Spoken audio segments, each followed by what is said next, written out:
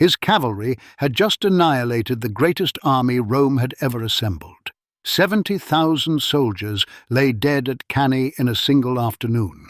The road was open, the gates were undefended. The senators in Rome were debating whether to flee for their lives. And Hannibal Barca did not enter. He turned away. For 2,000 years, historians have argued about that decision. Was it a tactical mistake? A moment of hesitation that cost him the war? Was he simply waiting for reinforcements that never came? But what if the answer isn't found in a military history book? What if, 700 years before Hannibal was born, a Hebrew prophet named Isaiah already knew that he would stop? What if the fall of Carthage wasn't a geopolitical accident, but the execution of an ancient decree? To understand this, you have to go back further than Carthage, further than Hannibal, further even than the founding of Tyre. You have to go back to Joshua. When the Israelites entered the Promised Land, they encountered 7 nations. Most people remember the battles, Jericho, Ai, and the Great Southern Campaign. But one of those 7 nations did something different. The Girgashites didn't fight. They fled. Ancient tradition records this. The Midrash acknowledges it. And then, in the 6th century, the Byzantine historian Procopius, writing about the wars in North Africa, stumbled onto something extraordinary. He describes 2 stone pillars near the city of Tingis in Libya, inscribed in Phoenician script. The inscription read, "We are those who fled from before the face of Joshua, the son of Nun." The Girgashites didn't disappear. They migrated. They moved westward across the North African coast, folded into the broader Canaanite diaspora, and over generations became the Punic people, the people of Carthage. The city, whose name means new city, was, in the most precise sense, the new Canaan. A people rebuilding, at a safe maritime distance, what they had lost to Joshua's sword. This is why Isaiah 23 is not just a prophecy about Tyre. It is the closing act of a decree that began in the book of Joshua. The exile was never the end of the story. It was the prologue. Tonight we follow it, verse by verse, to the smoking ruins of the greatest merchant civilization the world had ever seen. Listen to how the prophecy begins in verse 1, striking at the very heart of the Punic world. The burden against Tyre. Wail, you ships of Tarshish, for it is laid waste, so that there is no house, no harbour. From the land of Kittim it is revealed to them. The ships of Tarshish represent the essential lifeblood of the Phoenician commercial empire. Historically, Tarshish is identified with Tartessos in southern Spain, the primary source of the silver, iron and tin that fueled the ancient economy. Because Carthage was the foremost and most powerful Phoenician colony, the term ships of Tarshish became a generic name for the dominant Punic fleet. The ships naturally took on the name of their most significant outpost. The destruction described is so total that returning merchants find no homes to lodge in and no harbours to dock their vessels, signalling a global economic collapse rather than a mere local disaster. The news of this ruin reaches the fleet at Kittim, the intelligence hub of the Mediterranean, where they receive the shock that their entire foundation has vanished. Historically, Kittim refers to the island of Cyprus, specifically the city of Kition. For Phoenician sailors, this was the final stop on the way back home, the place where rumours became facts. This prophecy maps perfectly onto the Second Punic War and the fall of Carthage. Carthage was a literal Phoenician colony whose name means new city, founded by settlers from Tyre itself. This genealogical bond means that when the ships of Tarshish, Hannibal's supply lines and navy based in New Carthage, Spain, heard of the mother city's dismantling, it signalled the end of the Punic era. Just as the prophecy suggests, the systematic destruction by Rome left the merchants with no harbour to return to, effectively ending a 3-millennium maritime legacy. Now hear the chilling command of silence in verse 2. Be still, you inhabitants of the coastland, you merchants of Sidon, whom those who cross the sea have filled. The command to be still carries a terrifying weight in the original Hebrew. It is not the quiet of rest or a peaceful afternoon, it is the silence of suppression. It is the stillness of a people who have been commanded to stop by a superior force. This mirrors the shock of 264 BCE, when Carthage and Rome went to war for the first time over Sicily. For centuries, Sicily had been the Carthaginian toll booth, a strategic choke point that allowed them to control the western Mediterranean. At the start of the war, Carthage held absolute naval superiority. Rome, a land-based power, had no navy and no naval tradition. What followed defies historical logic. Rome built an entire war fleet from scratch in just 60 days, copying the hull design of a wrecked Carthaginian warship they found on a beach. To neutralize the Carthaginian advantage in seamanship, the Romans invented the corvus, a spiked boarding ramp that effectively turned a naval engagement into a land battle. The Carthaginian merchants watched in horror as their maritime dominance was stripped away. Following their defeat, they were commanded to be still, paralyzed by the loss of Sicily and a massive Roman indemnity. This silence was the eerie transition from a global superpower to a crippled state, setting the stage for the Barcid family to seek a new glory in the mines of Spain. Observe in verse 3 the source of the revenue that sustained their pride. And on great waters the grain of Shihor, the harvest of the river, is her revenue, and she is a marketplace for the nations. Carthage was a marketplace for the nations. The grain of Shihor, a name that literally means the blackness, referring to the dark, fertile silt of the Nile, was her revenue. Even after losing Sicily, they pivoted. They used their maritime expertise to tap into the agricultural potential of North Africa and the mineral wealth of Spain. This revenue allowed Hamilcar Barca to pay off massive war debts while funding a new army. It describes a Punic resilience that refused to die, a success that eventually drove Rome to declare that Carthage must be destroyed. Yet witness in verse 4 as the sea itself turns against its own masters. Be ashamed, O Sidon, for the sea has spoken, the stronghold of the sea, saying, I have not travailed nor brought forth children, neither do I nourish young men nor bring up virgins. This mirrors the humiliating treaty of 201 BCE at the end of the Second War. Carthage was forced to surrender its entire navy of 500 warships. The Romans towed the ships out of the harbour and burned them in sight of the city. The stronghold of the sea watched as its children were turned to ash. When the sea says it no longer nourishes young men nor brings up virgins, it is describing the total sterilization of the Punic future. Restricted to only 10 ships, they were rendered barren. The young men who would have manned the oars and the virgins who would have carried the Punic bloodline into the next generation were cut off. The maritime advantage that made them honoured of the earth was stripped away, leaving only a shamed, landlocked city with no way to grow and no legacy to leave. Notice in verse 5 how the shock wave of this collapse ripples across the horizon to Egypt. When the report comes to Egypt, they also will be sorely pained at the report of Tyre. Egypt relied on the Punic merchant navy to move their goods. In the Punic cycle, this mirrors the panic that gripped the entire Mediterranean basin as Hannibal's star began to fade.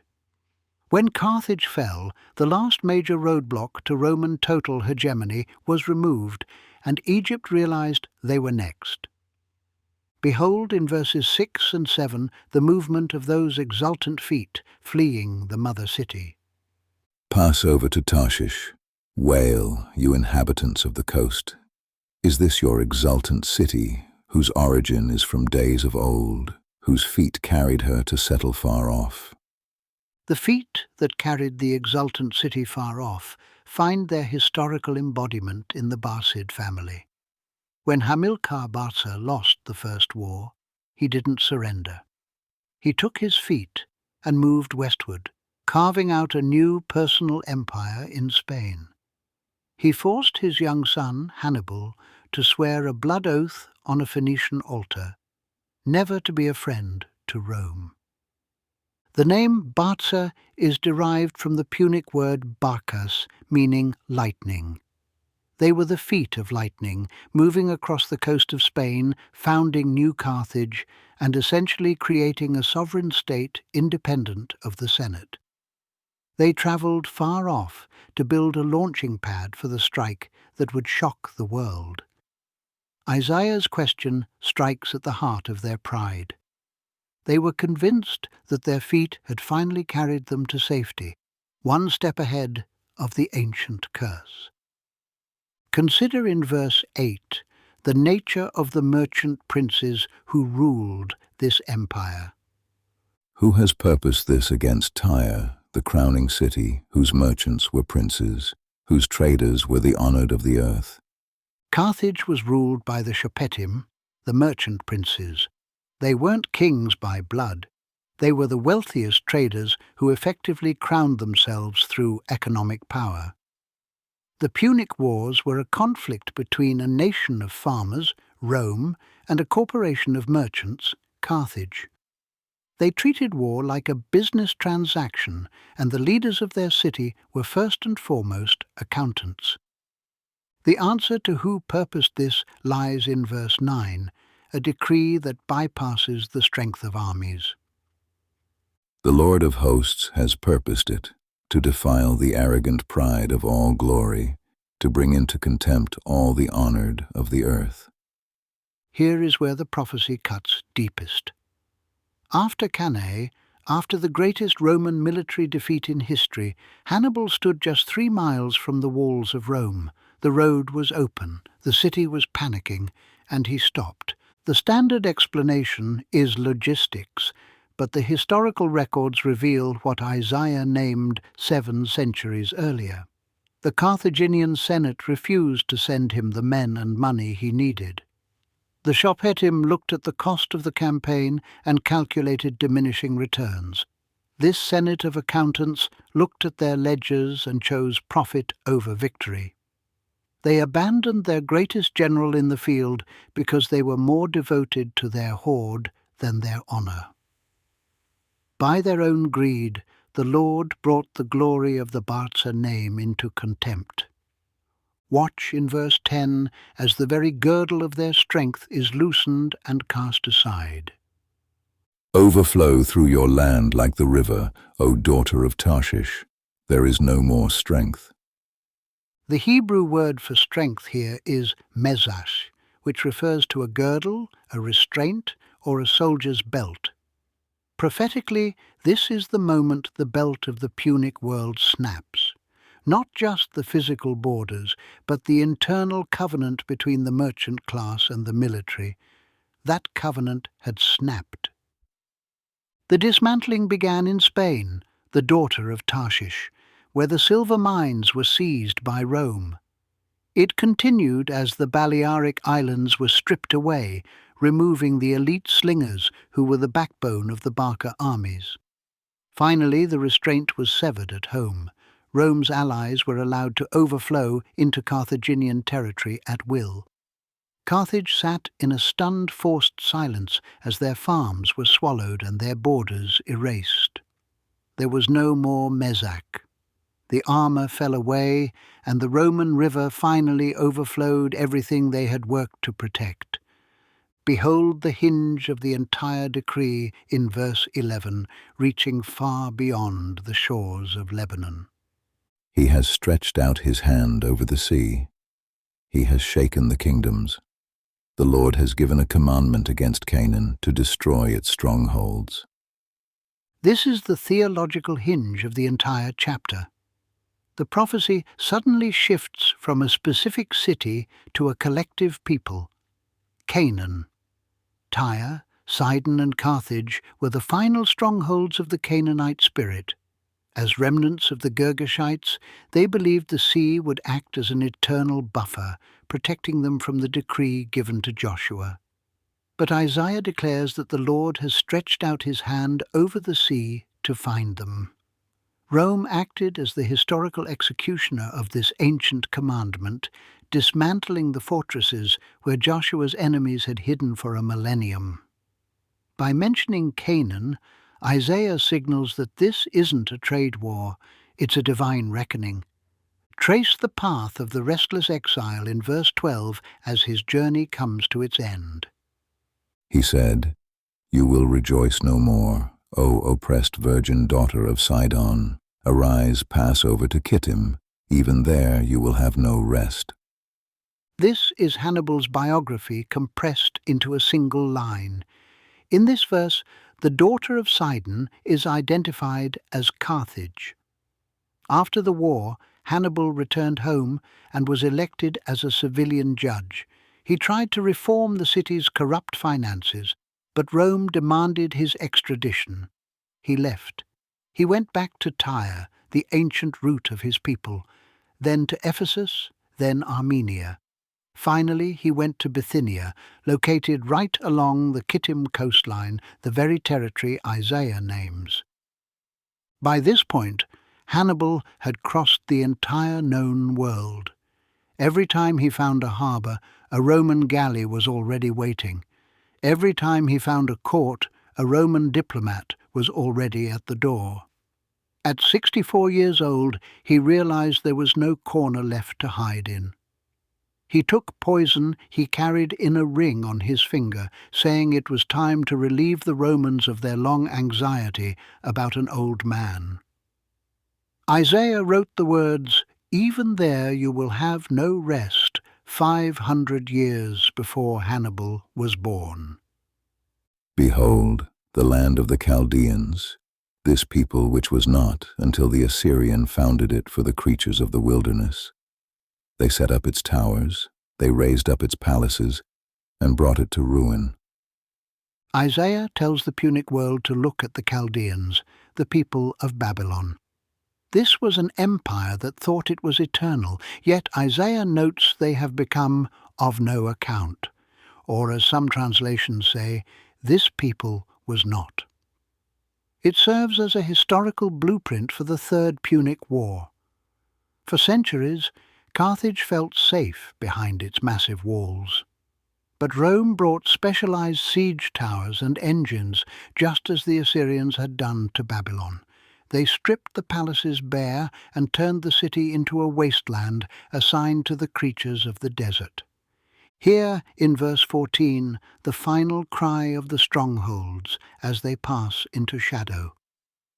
Wail, you ships of Tarshish, for your stronghold is laid waste.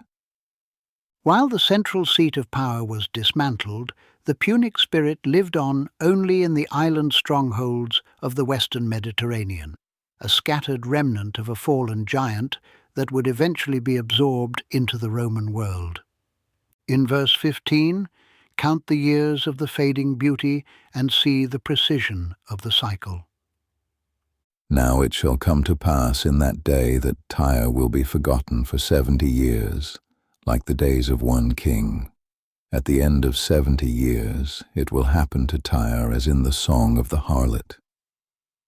In biblical prophecy, 70 years often signifies a full cycle of judgment.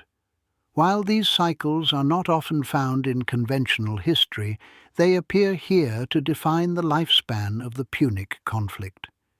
This period is often referred to as the 70 years of a harlot, representing the full lifespan of one whose only value was physical allure. Once those years pass, her beauty is gone, and she must resort to external songs to be noticed. This matches the Carthage cycle with startling precision. The Second Punic War began in 218 BCE, and Carthage was finally destroyed in 146 BCE. That is a span of 72 years, a match close enough to arrest attention and well within the rounding conventions of ancient time cycles. For this entire span, Carthage lived as a fading beauty under the shadow of its doom, attempting to use its external charm, the military brilliance of the Barcids, to regain a status it had already lost in the eyes of the Lord. It shows that an external melody, no matter how skillful, can never replace an internal spiritual foundation. Imagine in verse 16 the forgotten harlot in the street, singing for a love she can no longer hold. Take a harp, go about the city, you forgotten harlot, make sweet melody, sing many songs, that you may be remembered. Hannibal's invasion of Italy was the ultimate harlot's song, a desperate, brilliant, and seductive attempt to regain the lovers that Carthage had lost. Like a forgotten harlot walking the streets, Hannibal marched through Italy singing a melody of Punic glory to try and convince Rome's allies to switch sides. It was a masterpiece of external charm and aggressive marketing, but because it lacked a spiritual foundation, it was ultimately just a song intended to make the world remember a beauty that was already fading into ash. Face in verse 17 the moment of the final accounting, when the debts of history are called in. And at the end of 70 years the Lord will visit Tyre. She will return to her hire and commit fornication with all the kingdoms upon the face of the earth. Just as Isaiah predicted, Carthage's rapid economic recovery after the Second War was purely mercantile. The spirit of the merchant didn't change with defeat. They simply returned to their hire. They paid off a massive war debt to Rome in only a decade. But for Carthage, this visit from the Lord was a final test of the soul. Rome looked at this recovery and was terrified. They didn't see a reformed nation. They saw a whore who had washed her face and returned to the street corners of the Mediterranean. To the Roman Senate, this wasn't a legitimate comeback. It was dishonorable and sneaky. Because Carthage sought only to rebuild her wealth and her status rather than her spirit, the Lord allowed her branch to be snapped off entirely. In 146 BCE, Carthage was erased from the map to clear the ground, whereas the mother root of Tyre was preserved. Now we have to ask the most important question: why was the judgment against Tyre different from the judgment against Carthage? Tyre was humbled by Nebuchadnezzar, by Alexander, but Tyre was not erased. The city of ancient Tyre exists today in the Lebanese city of Sur, still inhabited, still standing near the sea it once commanded. The reason is found in the final verse. Finally, behold in verse 18 the purpose behind the preservation, a holy end for an unholy hire. Her merchandise and her wages will be holy to the Lord. It will not be stored or hoarded, but her merchandise will supply abundant food and fine clothing for those who dwell before the Lord. This was fulfilled when the Tyrians provided the cedars and labor for the Second Temple. Their wealth flowed into the temple treasury. Spiritually, this continued as North Africa became a hub for early Christianity. The harlot's hire was purified by being used for the service of God rather than for the pride of an empire. We opened with ships returning to a harbour that no longer existed. And now we understand what they were sailing back to. They were returning to the completion of a word spoken by a prophet in Jerusalem 7 centuries before Rome was powerful enough to carry it out. Isaiah was not predicting Carthage's fall merely to impress us with his accuracy. He was revealing something about the nature of divine decree, that what God names, God finishes, not in a generation, not in a century, but across the full arc of history, verse by verse, war by war, empire by empire. Hannibal stood at the gates of Rome. He felt something in that moment, some weight, some resistance, that no military calculation could fully explain. And he turned away. Not because his logistics failed, not because his Senate had betrayed him, though they had, but because the decree had already been written. And now the question passes to us. What ancient decrees are being sealed in our own generation?